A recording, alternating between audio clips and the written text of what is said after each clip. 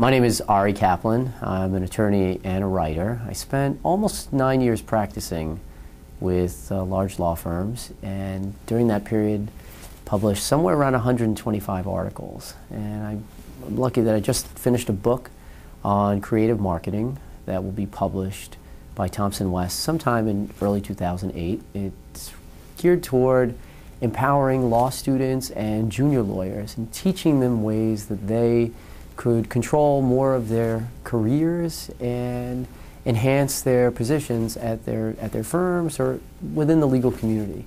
I always felt that attorney empowerment is a confusing thing when in fact it's very simple. It's just like investing.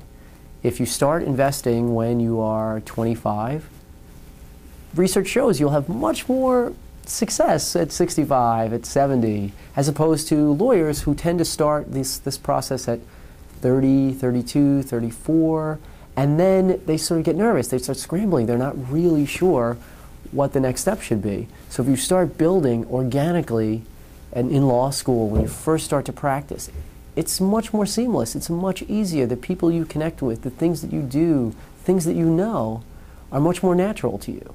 And that leads to much greater success. So that's what the book is about. It's going to focus on how you can use writing to enhance your professional, personal, and business development potential, how you can do things like run for office to generate name recognition, or start a breakfast club, or meet with people, or hold roundtables, panel discussions, how you can do anything that will both raise your profile in a very genuine and honest way, and also inspire you. At my core, I'm a storyteller who's also a teacher, and of course I've had the privilege to be a lawyer for many years, and so I've managed to combine that by teaching this program that I discussed, that I teach lawyers around the country how to get themselves published, but I really teach them about empowerment, which is so exciting both for me and for them. And so in addition to that, I coach other lawyers and other professionals who are interested in figuring out ways to get themselves published using perhaps an op-ed type vehicle or column series, or to become members of board of editors of things. And I share my guidance with them, and we collaborate together on making them better. And what drives me is that I get to really spend time working with people who are excited about what they do and want to share that with other people. And so it's, in that sense, it's very exciting to me. And I feel lucky to work with the people I work with, to do the work I do, and to use writing in a very positive way. I mean, and even now I'm starting to think about certain community-related issues. I recently wrote an op-ed for the Star-Ledger on the importance of community involvement, the importance of staying connected and being interactive with the community. And so I think writing is a really powerful vehicle, and I'm happy to have the opportunity to talk to people about it and share creative ideas for using it for their benefit. My one piece of advice is to, and I think this sounds, this is advice that you would get from a lot of people, but my one piece of advice is to sort of eliminate the self-doubt.